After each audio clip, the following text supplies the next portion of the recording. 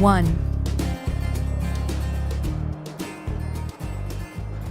Yeah, I think one of the big trends we're seeing now as fiber goes deeper in the network and we go fiber to the home, there's actually now a push to go fiber inside of the home, and that's kind of new. So there's a big compelling reason to do so. The ONTs, much cheaper, made in large volume with indoor rated specs. So now you have an on the desktop ONT, and so before where fiber was stopping on the outside of the home, now we need to penetrate the home and figure out a way to get through a customer's home to the proper location. And I think that's going to be some challenges there and some opportunity as well. 2.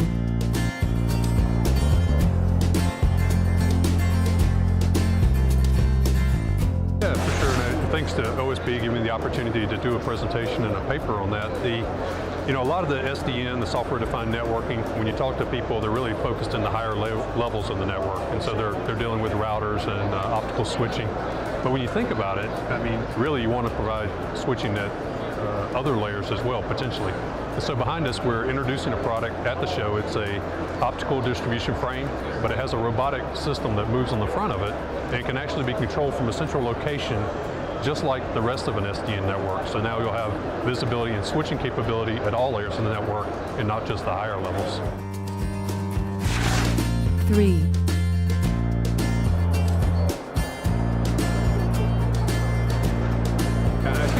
I think many of the service providers are already looking toward that. I think the fiber asset that they've already put in the ground, the wavelengths that they're using today, we're having the emerging specifications that are coming out.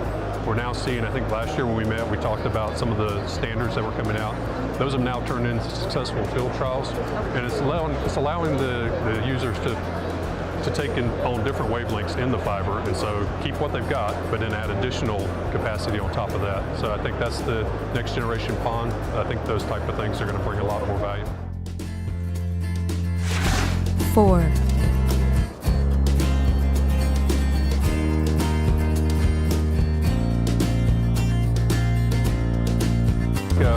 It's funny, I talked to some customers here at the show, and they say, sometimes with the growth of broadband, we have to build out the network so quickly that we're just putting up what we can get our hands on. And sometimes they're frustrated that you don't have the time to look at all the things that are available. And there was also a comment about, people that have their business in other areas, needing to innovate, needing to bring to the people that run and build networks, how can we do things better? And so I think I've seen a couple of things here at the show. We've introduced a couple of things, and it's really just making sure that if you're going to make an investment, that you're embracing the latest technology that's going to drive you into the future. 5.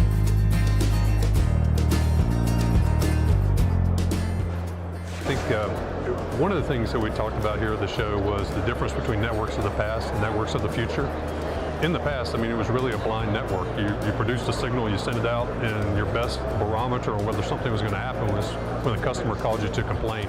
I think now we're looking at, we still need that reactive piece than when customers do call in, but we're getting a lot better at being more proactive. So knowing the health of the network, being able to monitor different points, and eventually, as the keynote speaker said today, get to where we can predict it. So get a predictive path and really have a network that's very robust, because I think our future is going to depend on a really strong broadband with cloud computing and the delivery of services and the multi-screen. So we're going to really need to have a super reliable backbone, and being able to see what's happening in the network ahead of something failing, I think is going to be the critical aspect.